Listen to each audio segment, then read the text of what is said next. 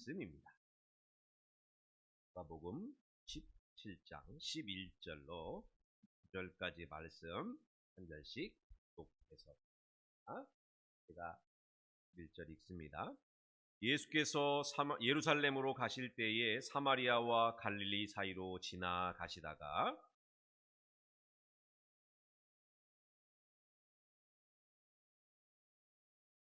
소리를 높여 이르되 예수 선생님이여 우리를 불쌍히 여기소서 하거늘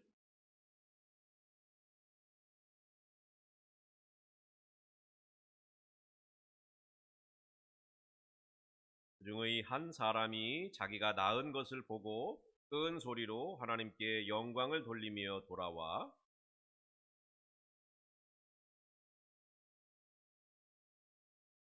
예수께서 대답하여 이르시되 10사람이 다 깨끗함을 받지 아니하였느냐? 그 9은 어디 있느냐?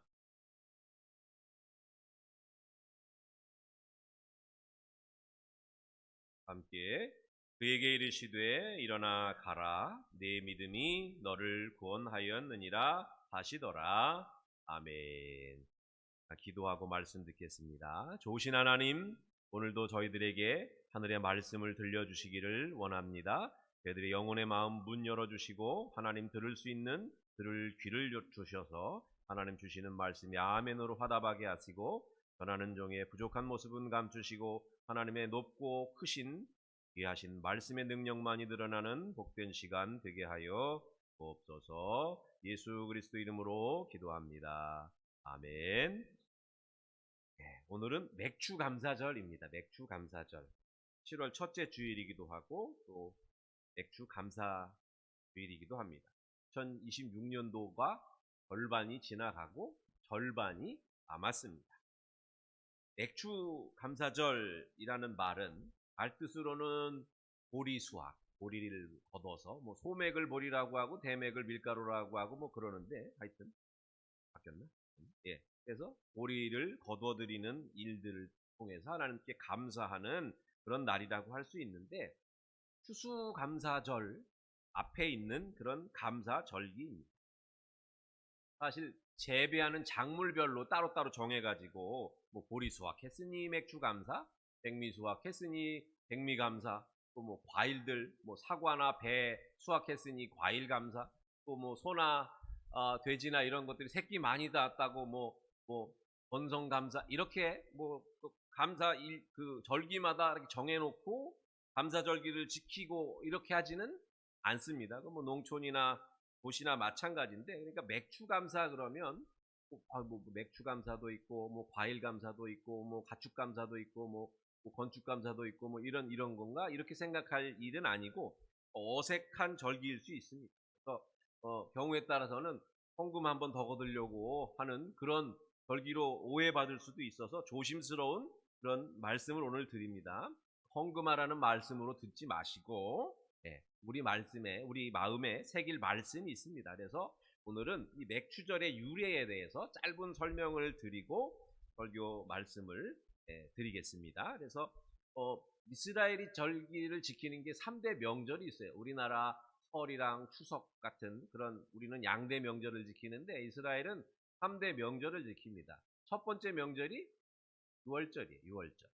광야에 살던 애굽에 살던 이스라엘 백성들이 애굽에서 탈출해서 광야로 나와서 젖과 꿀이 흐르는 가나안 땅을 향해 떠나게 되었던 날, 그날을 기념해서 6월절을 지킵니다. 이게 가장 큰 유대인들의 명절이죠.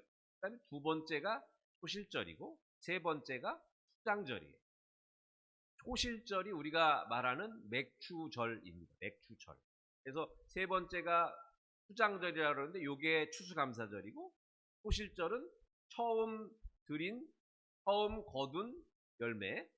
되게 반갑습니다. 오셔서 반갑습니다.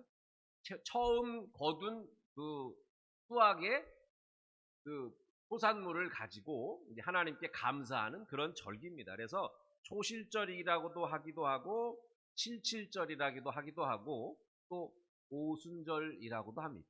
그래서 그런 절기입니다. 그래서 6월절 지나고 50일쯤 지나서 원래 이스라엘 백성들이 칠칠절이라는 이름으로 하나님께 감사하면서 하루 동안 지키던 절기였습니다. 6월절이랑 수장절은 일주일 내내 지키는 절기인데 요 초실절은 하루 동안 지키는 절기였어요.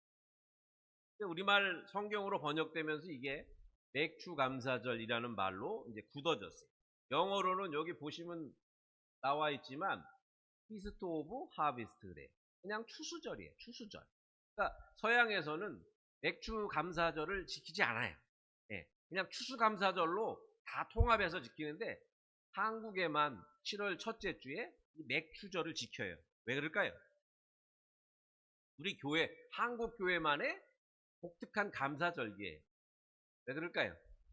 여러분들 보릿고개 아시죠? 보릿고개. 보릿고개. 보릿고개가 언제부터 언제까지예요? 음력으로 4월, 5월. 요맘때. 이제 막 끝나는 시점이 보릿고개. 보릿고개. 저보다 잘 아실 거예요. 제가 1974년생인데 1974년에 우리나라가요. 이 보릿고개에서 벗어난 해예요. 우리 대통령 하시던 우리 박정희 씨가 통일별을 만들어 가지고 우리나라의 이 굶주림, 보릿고개 때문에 춘궁기라고 그랬잖아요. 그 시절에 막 굶고 초근 목표로 연명하고 진짜 굶는 게 아니라 굶어서 죽는 사람도 생기고 가난한 사람들은 그랬는데 가을거지한 곡식이 겨울 지나서 봄쯤 되면 이제 다 소화기 많지 않으니까 먹을 게 없어지던 시기였어요. 보리가 나올 때까지는 굉장히 굶주렸던 시기거든요. 그래서 그 음력 5월까지 또 6월달 말 7월 초까지 그 굶주리면서 견뎌내야 했던 시기예요. 그래서 보릿고개가 끝난다는 얘기는 보리가 수확됐다는 얘기예요. 보릿고개를 넘어가면 보리를 먹을 수 있으니까 이 보릿고개 넘어가는 게 참 힘들었었죠. 1970년대까지 이런 일들이 있었어요. 그래서 이 굶주림에서 벗어나던 시기에 5월 음력으로 4월, 5월 해가지고 우리나라 가려고 그러면 5월, 6월 달까지 그 시기에 있던 그 고난의 시작, 그 시간들이 보릿고개였습니다. 그래서 한국 교인들도 마찬가지로 이 보릿고개를 겪어야 했어요. 예, 저희 어머니 아버지들도. 그래서 저는 어릴 때 보리밥을 잘 안 먹었어요. 예, 아버지도 마찬가지고 이제 어른이 되신 다음에는 보리밥을 안 해 드시더라고요. 그러니까 또 보리밥 안 해 먹으니까 학교에서 막 분식 싸오라고도 하고 흰 쌀밥만 사오면 또 막 선생님이 범사에서 막 야단치기도 하고 그런 시절도 있었는데 하여튼 굶주리다가 굶주리면서 벗어나던 그 시절의 이야기입니다. 그래서 이 보리를 수확하면 그러면 교인들도 마찬가지잖아요. 보리를 수확했어요. 그럼 이제 보릿고개가 끝났어요. 그러면 뭐라 그럴까요? 하나님한테 살게 해주셔서 감사합니다. 눈물 나는 거예요. 굶어보지 않은 사람은 모르잖아요.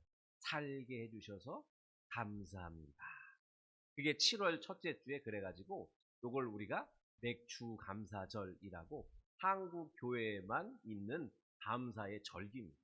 헌금 한 번 더 거두려고 하는 절기가 아니고 우리 역사 속에서 우리가 굶주림과 또 어려움 속에서 그렇게 살았던 시절들을 기억하고 그 시절을 벗어나게 됨을 감사하는 그런 절기다는 말씀을 오늘 드리게 됩니다. 그래서 원래는 오순절이에요. 오순절. 오순절에는 우리가 뭐 있어요? 성령 강림절 있잖아요. 그때 감사절기 하기가 조금 그러니까 해가 절반이 딱 지나면 7월 첫째 주에 우리가 성령 강림절은 성령 강림절로 우리가 하나님한테 교회의 시작을 알리는 그런 시기니까 또 축하하고 기뻐하고 이 맥주 감사절은 1년의 절반을 잘 보낼 수 있게 살아낼 수 있게 해주셔서 감사합니다 하고 앞으로 반년도 하나님 잘 부탁합니다. 요런 맥락에서 한국교회가 7월 첫째 주를 맥주 감사일로 이렇게 지키는 그런 우리만의 그런 감사 절기입니다. 전 그래서 의미가 있어요. 어릴 때도 뭐 우리 보리도 안 먹는데 왜 맨날 목사님은 7월 첫째 주만 되면 맥주 감사절이라 그래가지고 헌금 내라고 그러실까 그랬거든요. 저도 마찬가지예요. 그런 맥락이 아니고 우리가 반년을 살 수 있어서 앞으로도 반년을 하나님께 기대하고 의탁하면서 한번 짚고 넘어가자.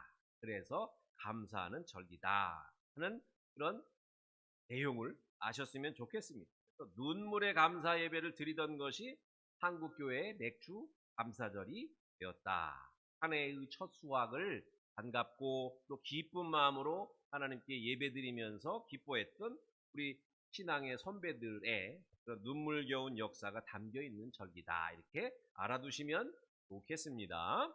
그래서 맥주절은 첫 수확을 감사하면서 지난 반년의 삶을 돌아보고 감사하고 이제 가을 거지에 대한 기대를 가지고 그 소망 속에서 지켰던 그런 감사의 절기입니다. 이걸 이제 이렇게 얘기하면 이제 그냥 역사적인 내용들을 우리가 회상하는 시간이겠는데, 그럼 맥주절이 오늘 우리에게는, 보릿고개도 지나간 오늘 우리에게는 어떤 의미일까를 곰곰이 묵상을 해봤어요. 묵상을 해봤더니 그때 떠오른 말씀이 오늘 우리가 읽은 이 10명의 나병 환자가 고침을 받고 그중 한 명의 사마리아 사람이 예수님께 돌아와서 감사하는 이야기입니다. 오늘 본문으로 들어가면 우리가 이미 읽었으니까요. 그냥 간략하게 이야기하면 나병에 걸린 사람 10명이 있었는데 예수님께 다가오지도 못해요. 멀리 서서 예수님한테 우리 좀 예수 선생님이요, 우리 좀 불쌍히 여겨 주십시오, 이렇게 한단 말이에요. 예수님 가까이 오지도 못해요. 왜냐하면 나병에 걸렸으니까. 사람들 사이에 나타날 수 없어요. 그냥 거기 예수님이 계시다니까 10사람이 예수님 우리를 불쌍히 좀 여겨 주십시오 하고 얘기했단 말이에요. 그랬더니 예수님이 뭐라 그러셨어요? 멀리 서서 얘기했으니까 예수님도 멀리 서 있는 사람들 얘기하듯이 제사장한테 가서 너희 몸을 보여라, 이렇게 말씀하셨다. 그게 오늘 우리가 읽은 본문의 내용이거든요. 그랬더니 그 사람들이 예수님이 우리를 불쌍히 여기셔서 제사장에게 가서 보이라고 그러셨어. 아직 낫지는 않았는데. 그런데 이제 가는 길이었어요.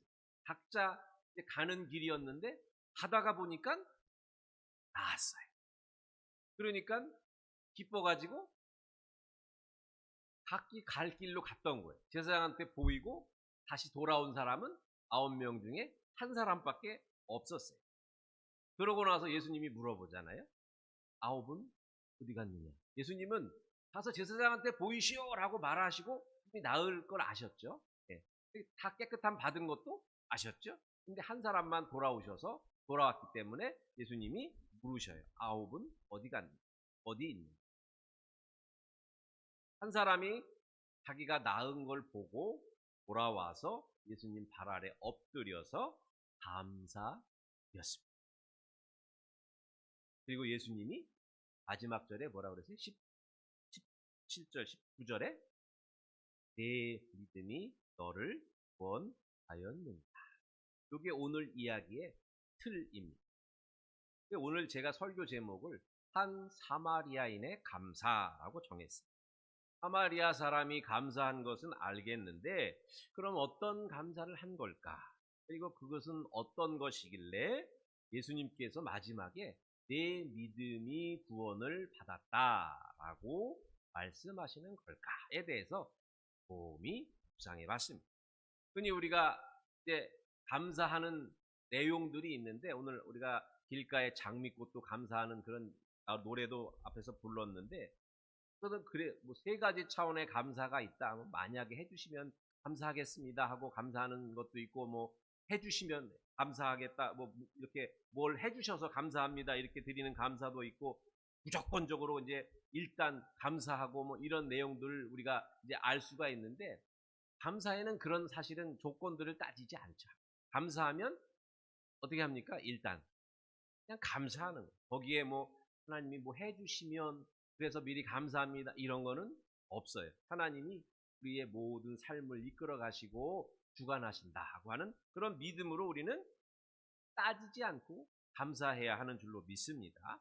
그래서 뭐 이런저런 차원의 감사가 있다 그러니 감사는 그냥 감사인데, 오늘 이 사마리아인의 감사는 조금 특별합니다. 사마리아인의 감사는 사실 사마리아인과 나머지 9명의 그 나병에 걸려있던 사람들이 드렸던 그 삶의 모습, 치유가 일어나게 했던 감사는 뭐냐면 순종이 전제된 감사예요. 순종이 전제된 감사. 이 나병은 참 고약한 병이죠. 막 이 몸이 막 뜨거운지 차가운지도 모르고 누가 칼로 베도 아픈지도 모르고 그러다가 막 떨어져 나가기도 하고 옛날엔 문둥병이라고 그랬죠. 팔이 막 문드러지고 그러니까 문둥병이라고 그랬는데 요즘에 이제 한센병이라는 말로 이제 표준화시키긴 했는데 병에 걸린 것도 서러운데 이게 전염될까 무서워서 가족들하고 떨어뜨려 놔요.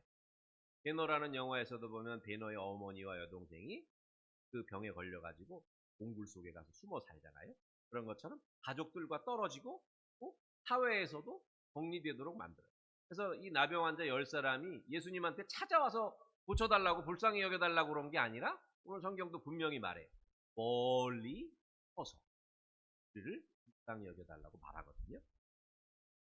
이중적인 고통을 겪어야 돼요. 병 걸려서도 병 걸린 것으로도 서러운데 사람들하고 만나지도 못하면서 외로움까지도 소외감까지도 느껴야 되는 그런 현실 속에 있었던 사람들이에요.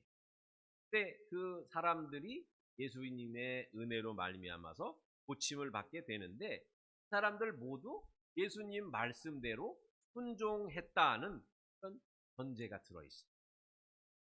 가서 제사장한테 당신들 몸을 보이시오. 내가 고쳐줬다. 이렇게 말씀하시지 않으셨어요? 예수님이?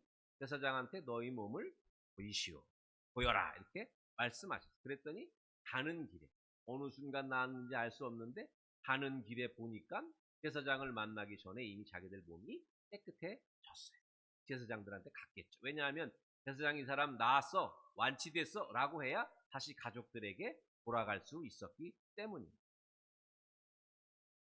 사무엘서 선지자의 말 중에 사무엘상 15장 22절에 보면 사울이 아각이라고 하는 아말렉 왕 이름이 아각인데 그 사람을 죽이라고 하셨는데 한 전쟁에서 이기면 아각을 죽이라 그랬는데 안 죽이고 살려두거든요. 사무엘이 막 사울을 나무라고 나중에 사무엘이 죽이는데 그 아각 왕을 죽여요. 하나님 죽이라고 그러셨기 때문에. 그러면서 하는 말이 뭐냐면 순종이 제사보다 낫고 순양의 기름보다 낫습니다. 이런 말을 하거든요. 순종이 제사보다 낫다. 기억하시면 좋습니다. 아무리 예배를 잘 드리고 하나님에게 이런저런 감사의 예물을 드리고 하는 것들보다 앞서서 먼저 순종이 있어야 한다는 말씀입니다. 많은 사람들에게 하나님의 은혜가 나타납니다. 기적도 일어나고 치유도 일어나고 또 막힌 곳이 열려가지고 귀가 뚫리는 사람도 있고 입이 열리는 사람도 있고 보지 못하던 사람이 보게 되는 그런 역사도 일어납니다. 거기 전제되는 게 있어요. 이게 뭐예요? 제사장에게 가서 보이시오. 예수님이 말씀하셨는데 고쳐달랬더니 우리를 불쌍히 여겨달랬더니 무슨 소리야. 이렇게 말하지 않고 이 사람들이 다 예수님 말씀대로 순종했어요. 제사장에게 가는 중간에 나음을 받았다는 것을 우리는 잊어버리면 안 돼요. 아무리 좋은 말을 해주고 아무리 내게 꼭 필요한 말이 되어도 그걸 내가 말씀 듣고 실천하지 않으면 따라서 행하지 않으면 아무 일도 일어날 수 없다는 말씀. 하나님께서 우리에게 은혜를 베푸실 때 먼저 해 주시는 말씀이 있는데 그게 기울여라. 듣는 마음을 가져라. 그 다음에 그 사람에게 주시는 말씀이 그 사람을 구원하고 그 사람을 생명의 길로 인도하고 그 사람을 복된 길로 인도하시는 그런 역사가 일어나게 되는 줄로 믿습니다. 따라하지 않으면, 말씀을 따라하지 않으면 아무 일도 일어나지 않습니다. 아주 쉬운 예가 있어요. 쉬운 예가. 열왕기하 5장에 보면 우리가 잘 아는 나아만 장군 이야기 아시죠? 나아만 장군. 그 사람도 어떤 병에 걸렸어요? 나병에 걸렸어요. 군대의 장군인데 아람 장군인데 나병에 걸렸어요. 뭐 직무를 수행할 수 없죠. 그런데 어떻게 해요? 이스라엘의 엘리사라고 하는 선지자가 있었어요. 그 몸종으로 쓰던 그 이스라엘에서 잡혀온 소녀가 아유 우리 저 이스라엘에는 저기 장군님을 고쳐줄 수 있는 선지자가 있는데 이렇게 말해가지고 내려온단 말이에요. 엘리사한테 가요. 그랬더니 엘리사가 뭐라 그래요? 엘리사가 뭐라 그럽니까? 요단 강물에 가서 7번 씻으라. 근데 이 장군이, 이야, 나를 영접하지도 않고 뭐 엄청난 이게 뭐 치료를 해주는 것도 아니고 요단 강물에 가서 씻으라고 그래요. 그 아람에는요, 요단 강물보다 더 맑고 깨끗한 강이 있었대요. 국내에 더 깨끗하고 좋은 물이 있는데 요단까지 내려와서 뭐 요단강 별로 깨끗하지도 한번 보면 좋겠는데 못 가봤기 때문에. 그런데 그 말을 한 거예요. 그랬더니 옆에 또 같이 데리고 왔던 시종이 그래요. 아니 장군님, 막 어려운 일 시키면 어떠시려고? 만약에 물구나무 서라고 그랬으면 어떡하고, 예, 장군님이 할 수 없는 거 시켰으면 어떡하려고? 요단강물에 가서 7번 씻는 게 얼마나 쉽냐고. 그러니까 또 나만이 들어보니까 어때요? 맞는 얘기 같아. 그래가지고 이런저런 거 다 뒤로 하고 어떻게 해요? 이제 엘리사 말대로 요단강물에 가서 7번을 씻는단 말이에요. 몇 번째 씻을 때 나았는지 몰라요. 근데 나아만이 어떻게 해서 나은 거예요?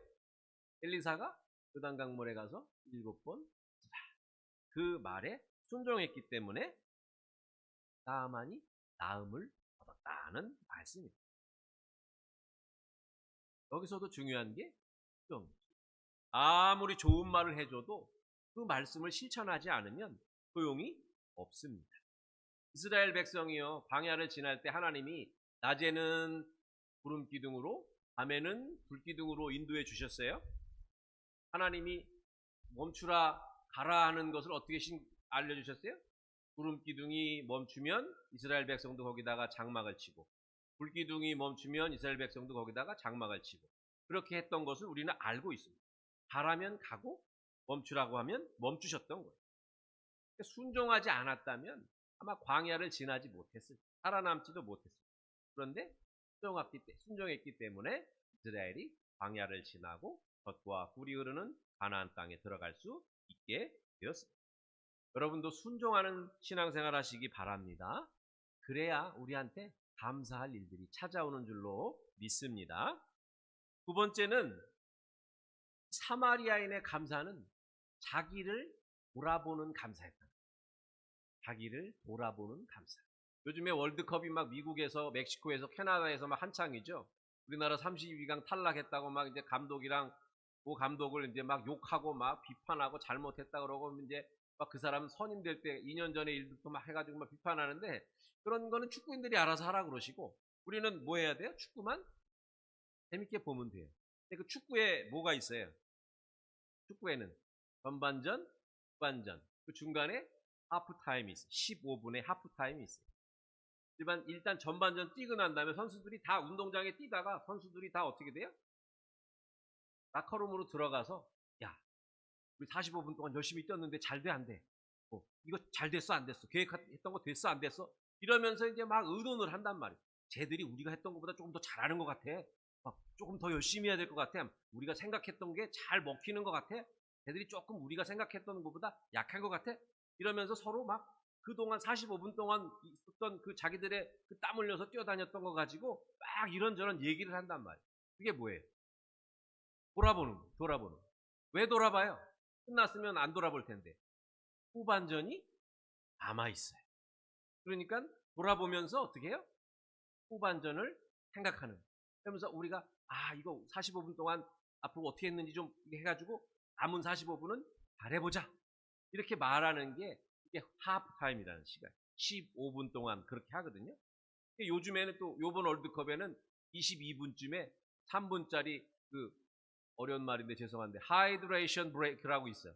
물 마시는 시간을 3분 동안 줘. 그랬더니 또 막 와가지고 또 자기들끼리 막 떠들고 그래 막. 네, 그런 일들이 있어요. 그러니까 사람이요 계속 앞만 보고 달려나가면 안 돼요.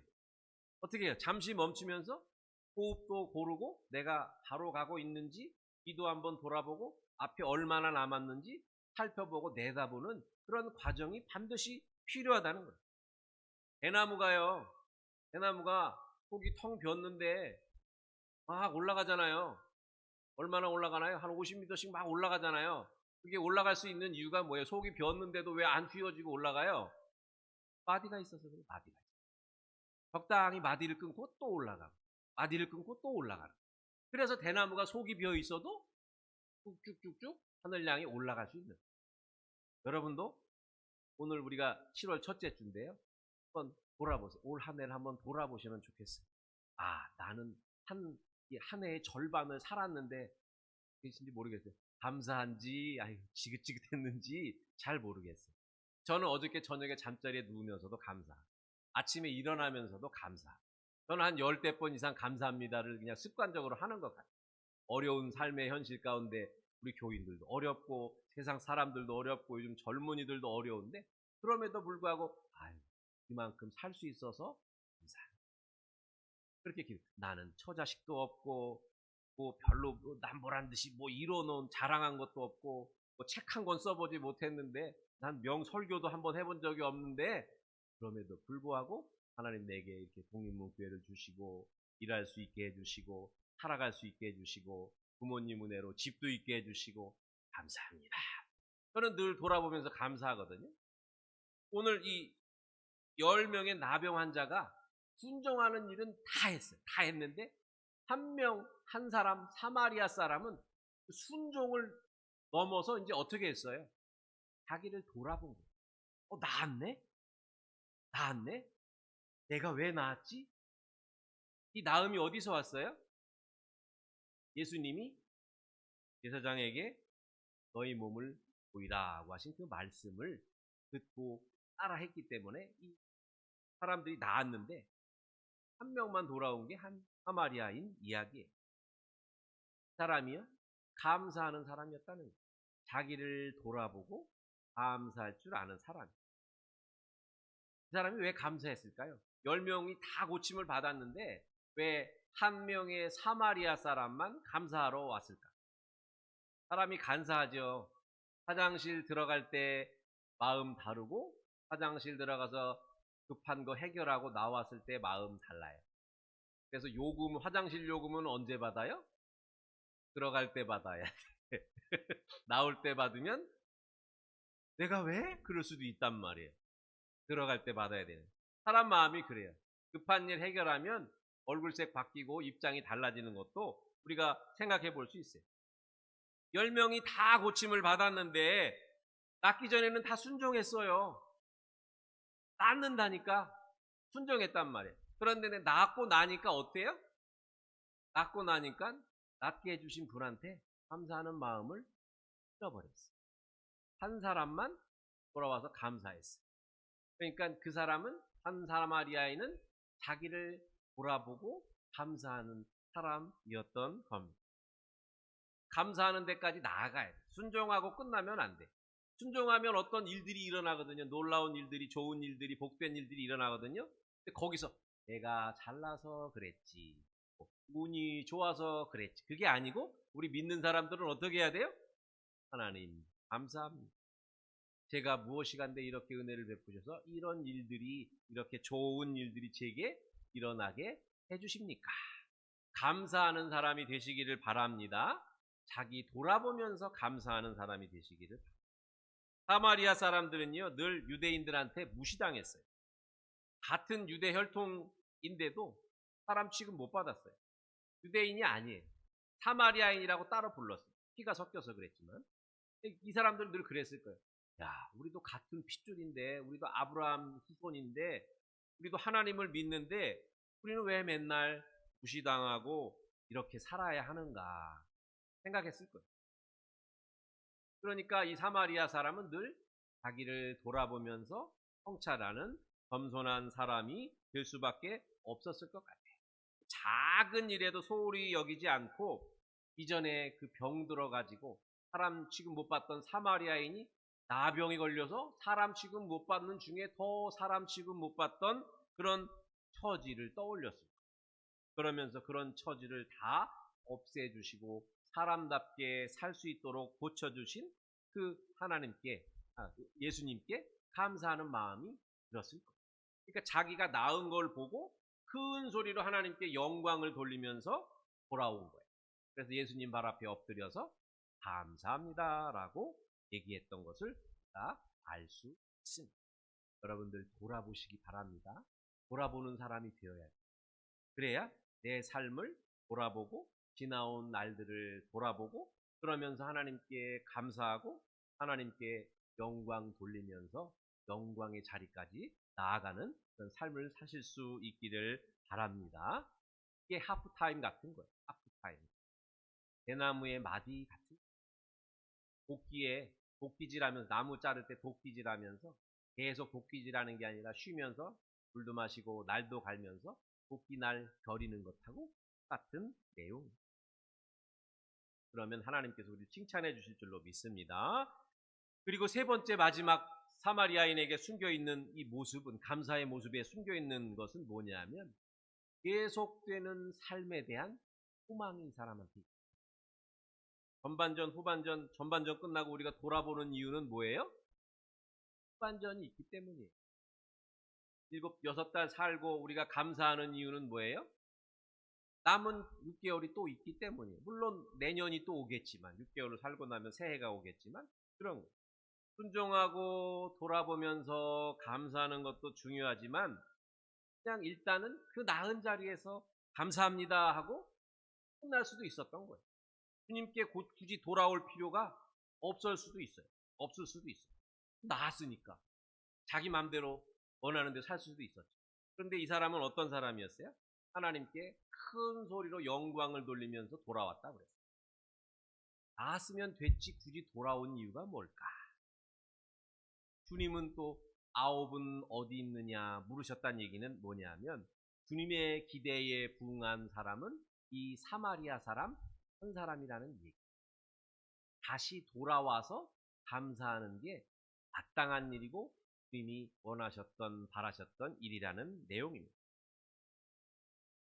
육신은 치유를 받아서 그 사람이 구원받은 그런 것을 얻었는지는 모르지만 그들의 영혼은 구원으로부터 오히려 멀어져 갔다. 예수님이 이것을 안타까워하시는 거예요. 삶이 계속된다는 것을 우리는 잊으면 안 돼요. 90살 넘으신 분들, 80살 넘으신 분들, 70살 넘으신 분들 많잖아요. 저도 50살 넘었으니까. 삶은 계속되는 거예요. 제가 지난번에도 그런 얘기 했는데 우리가 죽을 때까지는 어떻게 해야 돼요? 살아있어야 돼요. 살아있으려면 어떻게 해야 돼요? 소망이 있어요. 소망. 죽음의 수용소에서라는 책을 쓴 사람이 있어요. 유대인들이 2차 대전 때 히틀러한테 600만 명이 죽었잖아요. 그때 유대인들이 나치의 수용소에 갇혀 있었는데 그때 갇혀있던 유대인 의사가 있었어요. 그 사람이 빅터 프랑클이라는 사람인데 그 사람이 죽음의 수용소에서라는 책을 썼어요. 그 사람 치료법이 뭐냐면 정신과 의사였는데 로고 테라피. 뭐냐면 희망을 가지고 있는 사람은 죽음의 그 수용소에서 살아남더라는 거예요. 근데 살아날 소망을 잃어버린 사람은 살아날 수 있는데도 불구하고 의기소침하고 소망을 잃어버리니까 그 삶이 꿈으로 끝나더라는 거예요. 나중에 다 봤대요. 살아남은 유대인들 다 봤대요. 살아남은 유대인들을 다 봤더니 물론 희망했던 사람들이 다 살아남은 것은 아니지만 학살당한 사람들도 있으니까 살아남았던 것은 아니지만 살아남은 사람들 모두에게는 소망, 살아갈 날들에 대한 기대와 소망이 있었다라는 얘기. 이게 로고 테라피라는 거예요. 남은 유대인들은 대부분 살아남은 유대인들은 대부분 소망이 있었던 사람들이었습니다. 우리 그런 노래 부르잖아요. 내일 일은 난 몰라요. 하루하루 살아요. 불행이나 여행함도 내 뜻대로 못해요. 그런 찬양 있잖아요. 내일 일은 난 몰라요. 하루하루 살아요. 이 사람은 정말로 내일 일은 난 모를까요? 맞죠? 근데 이 노랫말이 정말 내일 일에 관심이 없어서 내일 일은 난 그러는 거 아니잖아요. 내일 일은 우리 소관이 아니라 누구 소관이에요? 하나님 소관입니다. 그렇지만 내일도 저희들에게 좋은 날 주실 것을 믿고 소망하면서 저희가 오늘을 살고 있습니다. 이런 고백인 줄로 믿습니다. 내일 일은 난 몰라요 그러는 게 내일 정말 관심 없다는 얘기가 아니에요. 내 소관이 아니지만 오늘 여기서 우리가 내일에 대한 기대가 있지만 그건 하나님 소관이고 그걸 하나님께 의지하고 맡기면서 오늘 여기서 소망하는 사람으로 살고 있습니다. 이런 고백인 줄로 믿습니다. 여러분 소망을 품고 살아가시기 바랍니다. 내일에 대한 기대가 있어야 되고 소망을 품고 살아가요. 그래야 우리가 감사할 수 있어요. 오늘 끝인데 오늘 마지막인데 더 이상 없는데 그러면 사람들은 대부분 감사하지 않아요. 그리스도인들이 감사할 수 있는 이유는 우리의 내일 그리고 우리가 죽은 다음에 주님 품에 안겨서 맞아주실 것이라는 기대와 소망이 있기 때문인 줄로 믿습니다. 본론적으로 19절에 보면 내 믿음이 너를 구원하였느니라 하시더라 그랬어요. 그 사람은 그냥 감사하러 돌아온 것뿐인데 예수님은 다른 말씀을 하시죠. 내 믿음이 너를 구원하였느니라.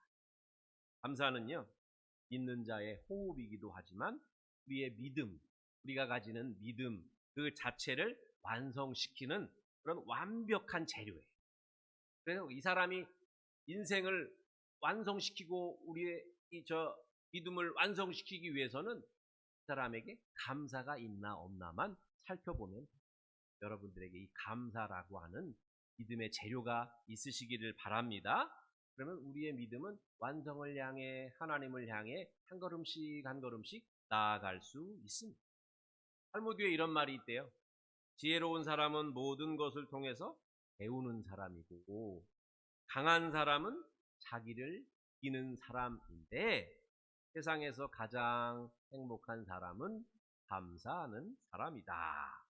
이런 말이 있습니다. 여러분 감사하시면서 사시기 바랍니다. 기회 있을 때마다 가리지 말고 감사하세요. 그게 우리에게 복이 되는 줄로 믿습니다.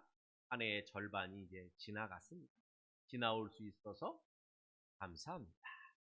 오늘 여기서 남은 반년에 대한 기대와 소망을 주시니 감사합니다. 소망 중에 나아갑니다. 올해 마지막에 가서도 감사할 수 있게 해주세요. 이렇게 여러분 사마리아인의 감사처럼 여러분에게도 이 감사가 있어서 칭찬받으시는 여러분들 다 되시기를 간절히 바랍니다. 잠깐 기도하겠습니다. 좋으신 하나님, 저희들이 감사하는 사람인지 돌아봅니다. 날마다 주시는 것 하나님의 은혜로 채워줘서 저희들 날마다 감사해야 되는데 돌아보지 못하고 감사하지 못하고 소망하지 못했던 저희들은 아니었는지 오늘 한번 다시 봅십습니다. 하나님 저희들의 삶에 감사가 있게 하여 주옵소서.